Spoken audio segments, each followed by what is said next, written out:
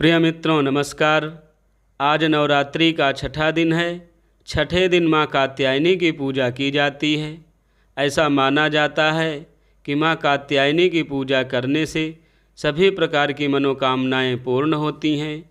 विशेषकर जिनके विवाह में किसी कारणवश विलंब हो रहा है उन्हें माँ कात्यायनी की पूजा अवश्य करनी चाहिए एवं आप इस वीडियो के माध्यम से भी इन पाठ को श्रवण कर सकते हैं।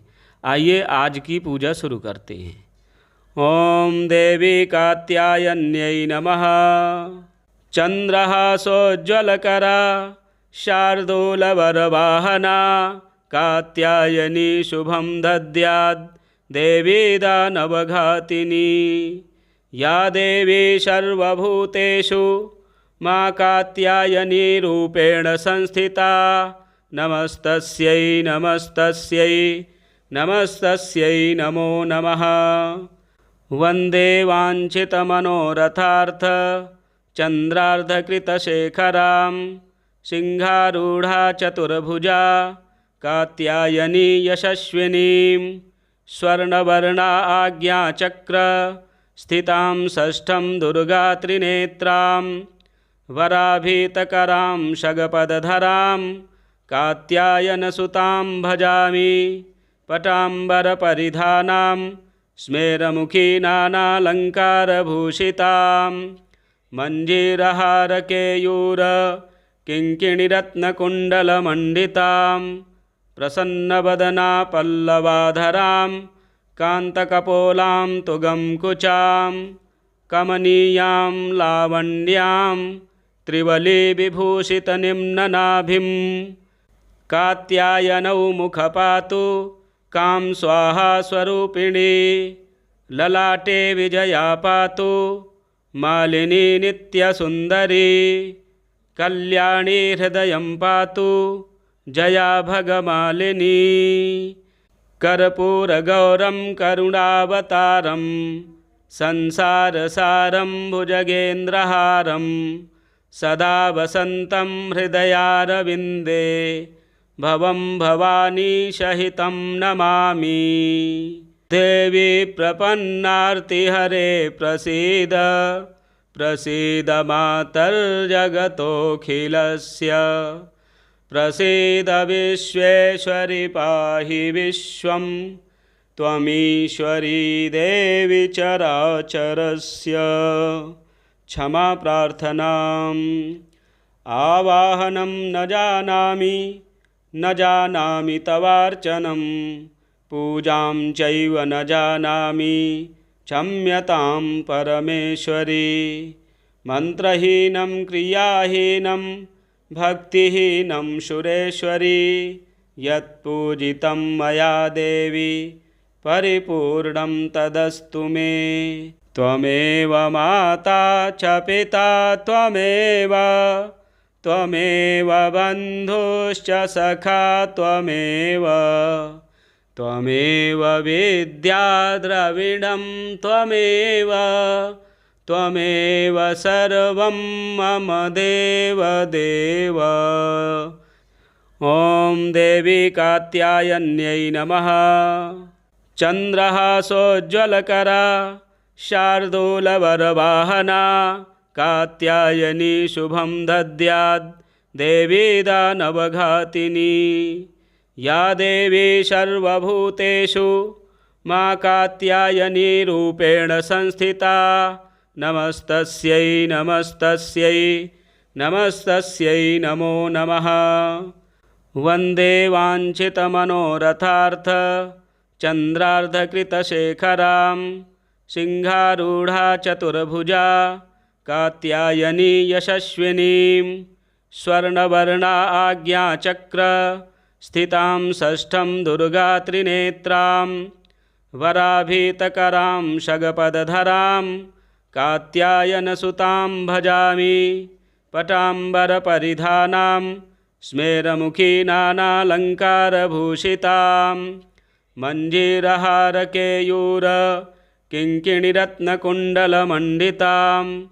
प्रसन्नवदना पल्लवाधरां कान्तकपोलां तुगंकुचां।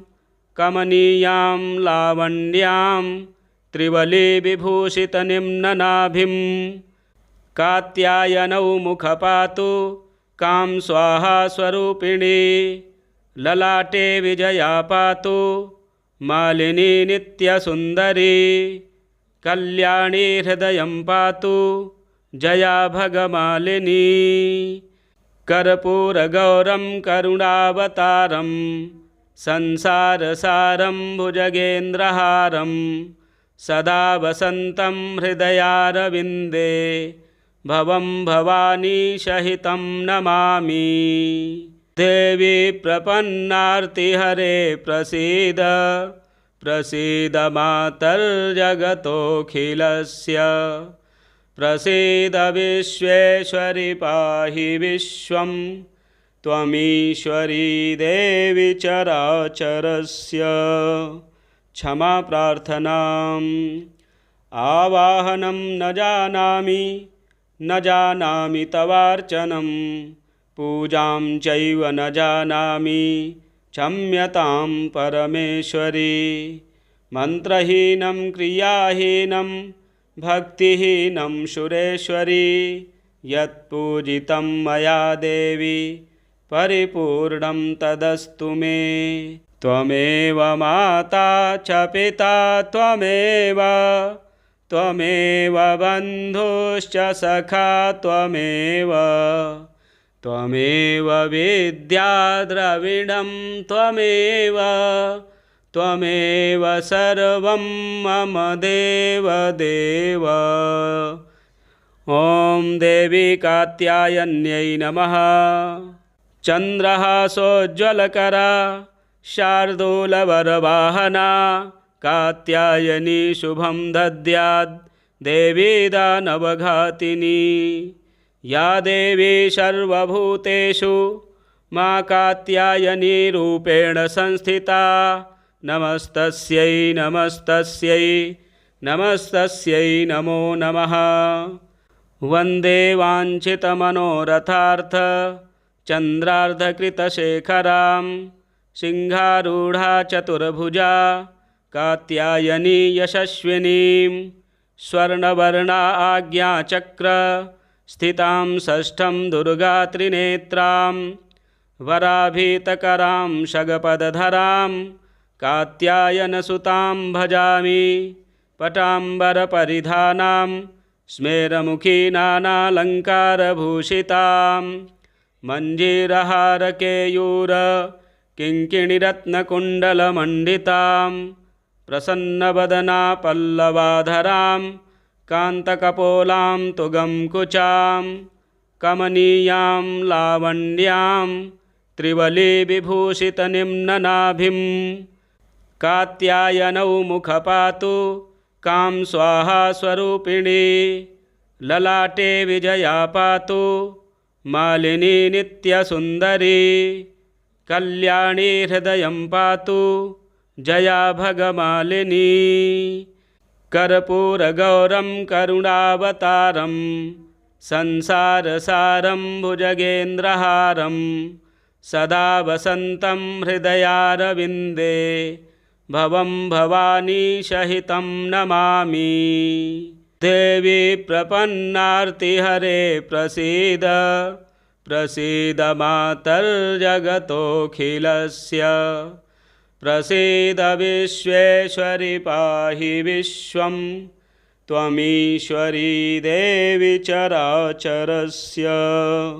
क्षमा प्रार्थनाम् आवाहनं न जानामि तवार्चनं पूजां चैव न जानामि क्षम्यतां परमेश्वरी। मन्त्रहीनं क्रियाहीनं भक्तिहीनं सुरेश्वरी यत्पूजितं मया देवी परिपूर्णं तदस्तु मे। त्वमेव माता च पिता त्वमेव बन्धुश्च सखा त्वमेव विद्या द्रविणं त्वमेव सर्वं मम देव। ॐ देवी कात्यायन्यै नमः। चन्द्रहासोज्ज्वलकरा शार्दूलवरवाहना कात्यायनी शुभं दद्यात् देवी दानवघातिनी। या देवी सर्वभूतेषु मा कात्यायनी रूपेण संस्थिता नमस्तस्यै नमस्तस्यै नमस्तस्यै नमो नमः। वन्दे वाञ्छितमनोरथार्थ चन्द्रार्धकृतशेखरां सिंहारूढा चतुर्भुजा कात्यायनी यशस्विनीं स्वर्णवर्णा आज्ञाचक्र स्थितां षष्ठं दुर्गा त्रिनेत्रां वराभीतकरां शगपदधरां कात्यायनसुतां भजामि। पटाम्बरपरिधानां स्मेरमुखी नानालङ्कारभूषितां मञ्जीरहारकेयूर किङ्किणिरत्नकुण्डलमण्डितां प्रसन्नवदना पल्लवाधरां कान्तकपोलां तुगंकुचां कमनीयां लावण्यां त्रिवलीविभूषितनिम्ननाभिं। कात्यायनौ मुखपातु कां स्वाहा स्वरूपिणी ललाटे विजया पातु मालिनी नित्यसुन्दरी। कल्याणी हृदयं पातु जया भगमालिनी। कर्पूरगौरं करुणावतारं संसारसारं भुजगेन्द्रहारं सदा वसन्तं हृदयारविन्दे भवं भवानी सहितं नमामि। देवी प्रपन्नार्तिहरे प्रसीद प्रसीद मातर्जगतोऽखिलस्य। प्रसीद विश्वेश्वरि पाहि विश्वं त्वमीश्वरी देवी चराचरस्य। क्षमा प्रार्थनाम् आवाहनं न जानामि तवार्चनं पूजां चैव न जानामि क्षम्यतां परमेश्वरी। मन्त्रहीनं क्रियाहीनं भक्तिहीनं सुरेश्वरी यत्पूजितं मया देवी परिपूर्णं तदस्तु मे। त्वमेव माता च पिता त्वमेव त्वमेव बन्धुश्च सखा त्वमेव त्वमेव विद्या द्रविणं त्वमेव त्वमेव सर्वं मम देवदेव। ॐ देवी कात्यायन्यै नमः। चन्द्रहासोज्ज्वलकरा शार्दूलवरवाहना कात्यायनी शुभं दद्यात् देवी दानवघातिनी। या देवी सर्वभूतेषु मा कात्यायनी रूपेण संस्थिता नमस्तस्यै नमस्तस्यै नमस्तस्यै नमो नमः।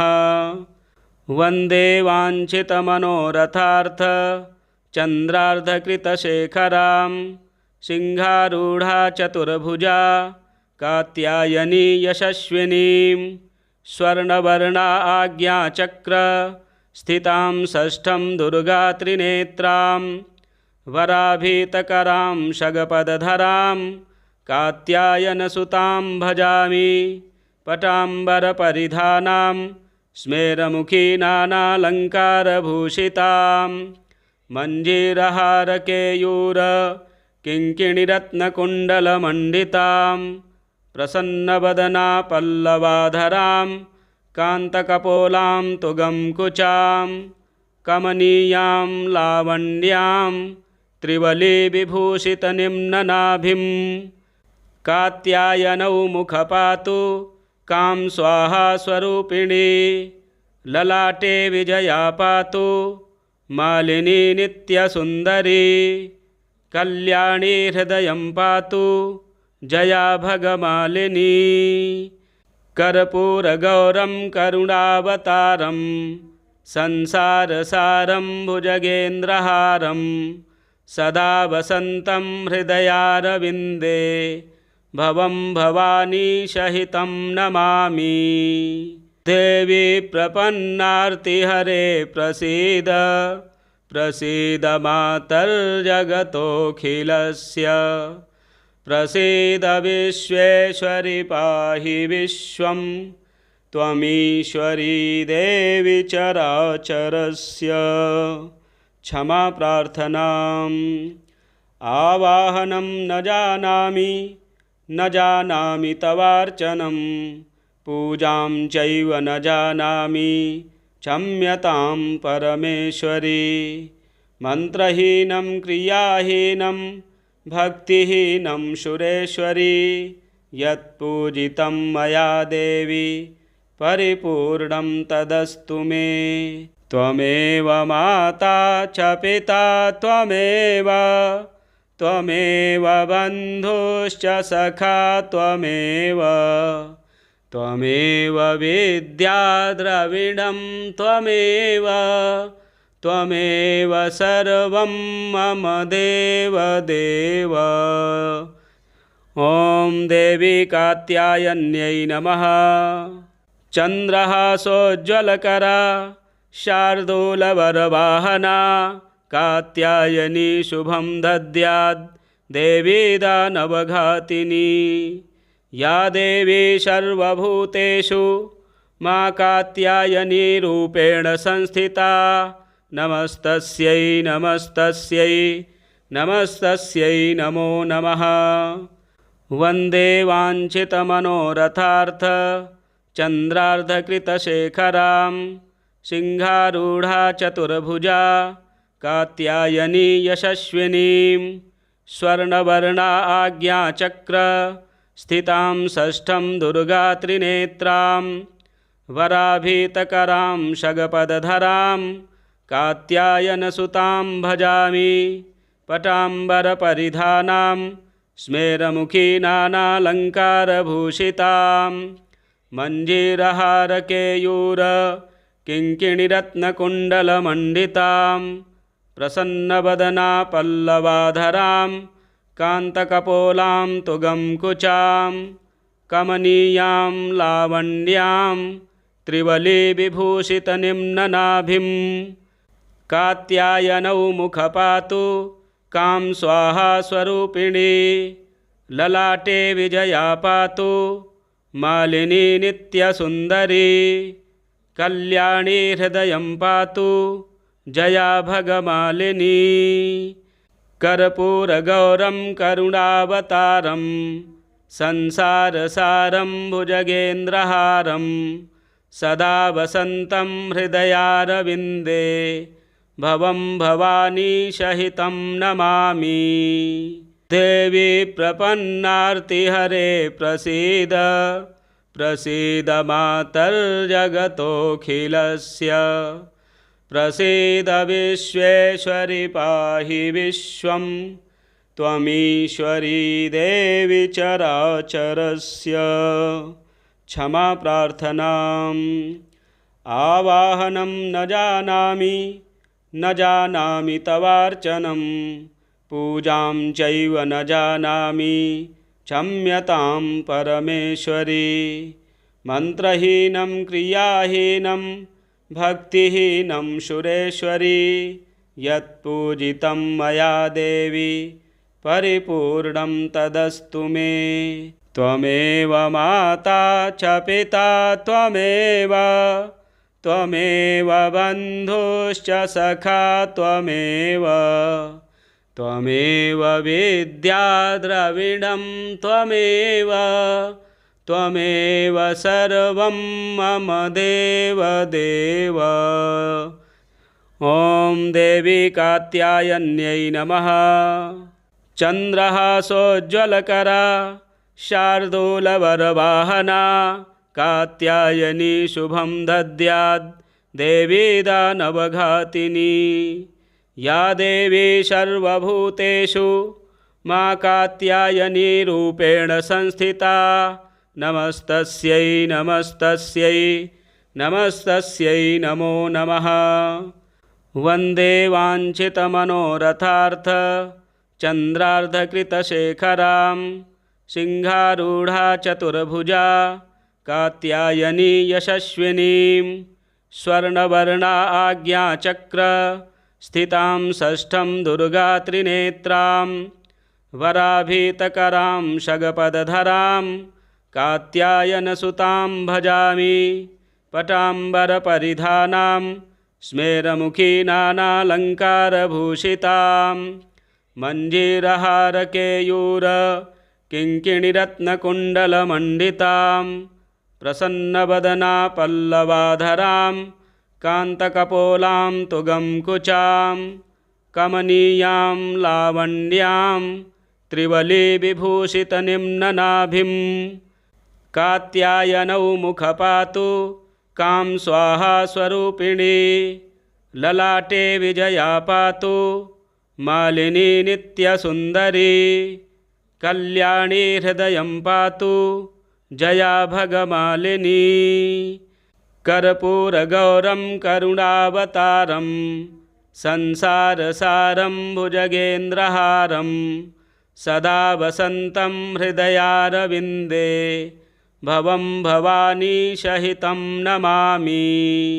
देवी प्रपन्नार्तिहरे प्रसीद प्रसीद मातर्जगतोऽखिलस्य प्रसीद विश्वेश्वरि पाहि विश्वं त्वमीश्वरी देवी चराचरस्य। क्षमा प्रार्थनाम् आवाहनं न जानामि तवार्चनं पूजां चैव न जानामि क्षम्यतां परमेश्वरी। मन्त्रहीनं क्रियाहीनं भक्तिहीनं सुरेश्वरी यत्पूजितं मया देवी परिपूर्णं तदस्तु मे। त्वमेव माता च पिता त्वमेव बन्धुश्च सखा त्वमेव विद्या द्रविणं त्वमेव सर्वं मम देव। ॐ देवी कात्यायन्यै नमः। चन्द्रहासोज्ज्वलकरा शार्दूलवरवाहना कात्यायनी शुभं दद्यात् देवी दानवघातिनी। या देवी सर्वभूतेषु मा कात्यायनी रूपेण संस्थिता नमस्तस्यै नमो नमः। वन्दे वाञ्छितमनोरथार्थ चन्द्रार्धकृतशेखरां सिंहारूढा चतुर्भुजा कात्यायनी यशस्विनीं स्वर्णवर्णा आज्ञाचक्र स्थितां षष्ठं दुर्गा त्रिनेत्रां वराभीतकरां शगपदधरां कात्यायनसुतां भजामि पटाम्बरपरिधानां स्मेरमुखी नानालङ्कारभूषितां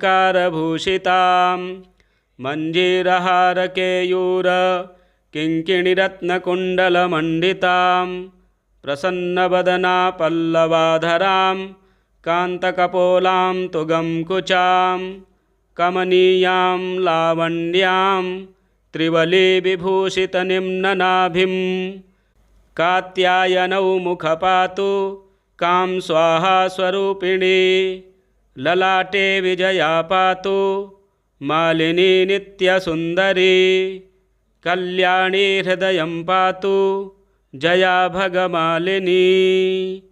कर्पूरगौरं करुणावतारं संसारसारं भुजगेन्द्रहारं सदा वसन्तं हृदयारविन्दे भवं भवानी सहितं नमामि।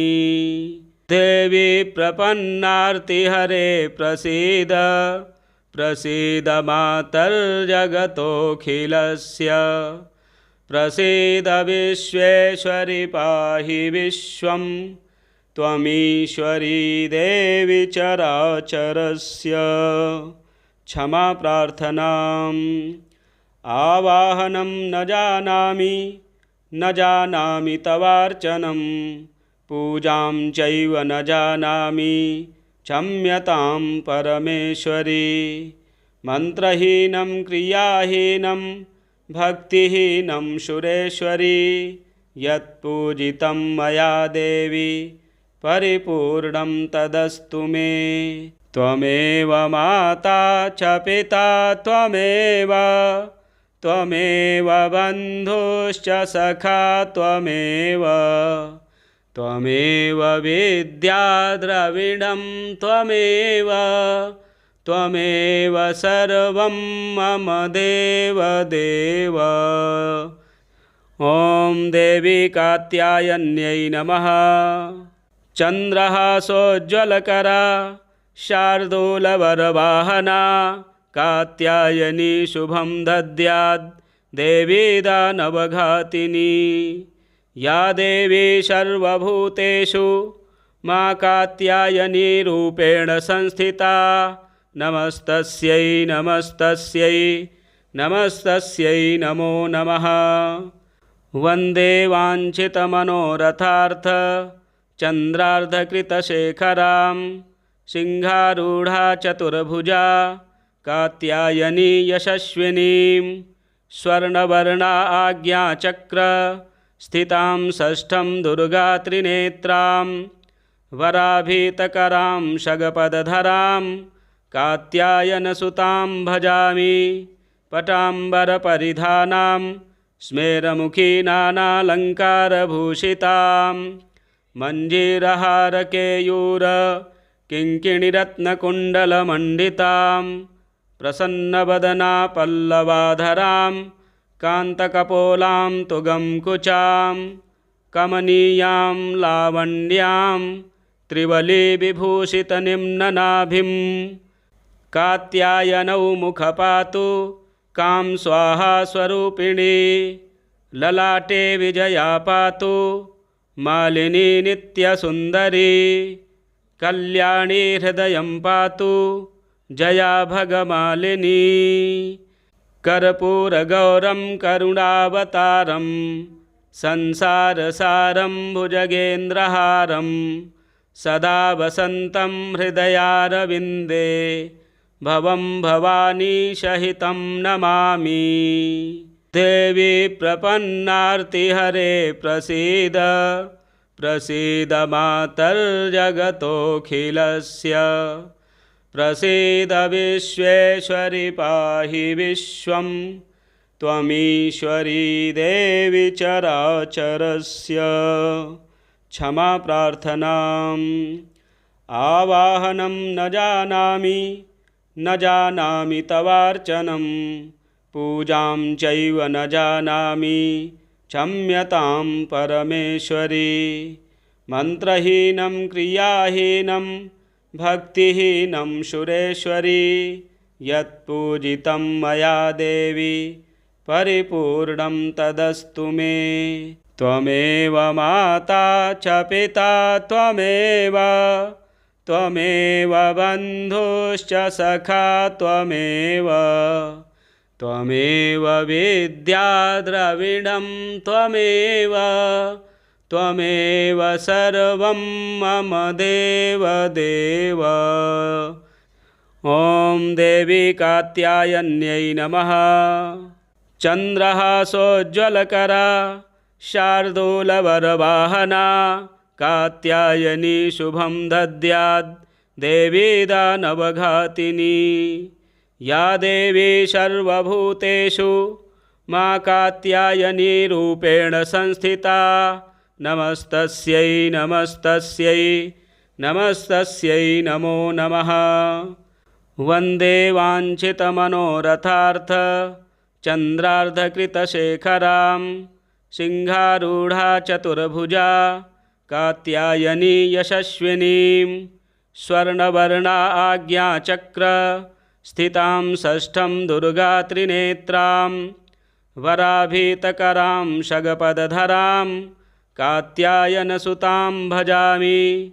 पटाम्बरपरिधानां स्मेरमुखी नानालङ्कारभूषितां, मञ्जीरहारकेयूर किङ्किणिरत्नकुण्डलमण्डितां प्रसन्नवदना पल्लवाधरां कान्तकपोलां तुगं कुचां कमनीयां लावण्यां त्रिवलीविभूषितनिम्ननाभिं कात्यायनौ मुखपातु कां स्वाहा स्वरूपिणी ललाटे विजया पातु मालिनी नित्यसुन्दरी कल्याणी हृदयं पातु जया भगमालिनी कर्पूरगौरं करुणावतारं संसारसारं भुजगेन्द्रहारं सदा वसन्तं हृदयारविन्दे भवं भवानी सहितं नमामि। देवी प्रपन्नार्तिहरे प्रसीद प्रसीद मातर्जगतोऽखिलस्य प्रसीद विश्वेश्वरि पाहि विश्वं त्वमीश्वरी देवी चराचरस्य। क्षमा प्रार्थनाम् आवाहनं न जानामि तवार्चनं पूजां चैव न जानामि क्षम्यतां परमेश्वरी। मन्त्रहीनं क्रियाहीनं भक्तिहीनं सुरेश्वरी यत्पूजितं मया देवी परिपूर्णं तदस्तु मे। त्वमेव माता च पिता त्वमेव बन्धुश्च सखा त्वमेव विद्या द्रविणं त्वमेव सर्वं मम देव। ॐ देवी कात्यायन्यै नमः। चन्द्रहासोज्ज्वलकरा शार्दूलवरवाहना कात्यायनी शुभं दद्यात् देवी दानवघातिनी। या देवी सर्वभूतेषु मा कात्यायनी रूपेण संस्थिता नमस्तस्यै नमो नमः। वन्दे वाञ्छितमनोरथार्थ चन्द्रार्धकृतशेखरां सिंहारूढा चतुर्भुजा कात्यायनी यशस्विनीं स्वर्णवर्णा आज्ञाचक्र स्थितां षष्ठं दुर्गा त्रिनेत्रां वराभीतकरां शगपदधरां कात्यायनसुतां भजामि। पटाम्बरपरिधानां स्मेरमुखी नानालङ्कारभूषितां मञ्जीरहारकेयूर किङ्किणिरत्नकुण्डलमण्डितां प्रसन्नवदना पल्लवाधरां कान्तकपोलां तुगं कुचां कमनीयां लावण्यां त्रिवलीविभूषितनिम्ननाभिं कात्यायनौ मुखपातु कां स्वाहा स्वरूपिणी ललाटे विजया पातु मालिनी नित्यसुन्दरी कल्याणी हृदयं पातु जया भगमालिनी। कर्पूरगौरं करुणावतारं संसारसारं भुजगेन्द्रहारं सदा वसन्तं हृदयारविन्दे भवं भवानी सहितं नमामि। देवी प्रपन्नार्तिहरे प्रसीद प्रसीद मातर्जगतोऽखिलस्य प्रसीद विश्वेश्वरि पाहि विश्वं त्वमीश्वरी देवी चराचरस्य। क्षमा प्रार्थनाम् आवाहनं न जानामि तवार्चनं पूजां चैव न जानामि क्षम्यतां परमेश्वरी। मन्त्रहीनं क्रियाहीनं भक्तिहीनं सुरेश्वरी यत्पूजितं मया देवी परिपूर्णं तदस्तु मे। त्वमेव माता च पिता त्वमेव बन्धुश्च सखा त्वमेव त्वमेव विद्या द्रविणं त्वमेव त्वमेव सर्वं मम देव देव। जय दुर्गे शिव दुर्गे जगदम्बे मात की जय। अटल छत्र की जय। सांचे दरबार की जय। प्रिय दर्शकों, इसी प्रकार के वीडियो देखने के लिए चैनल को सब्सक्राइब करें, वीडियो शेयर करें, लाइक करें। जय माँ दुर्गे।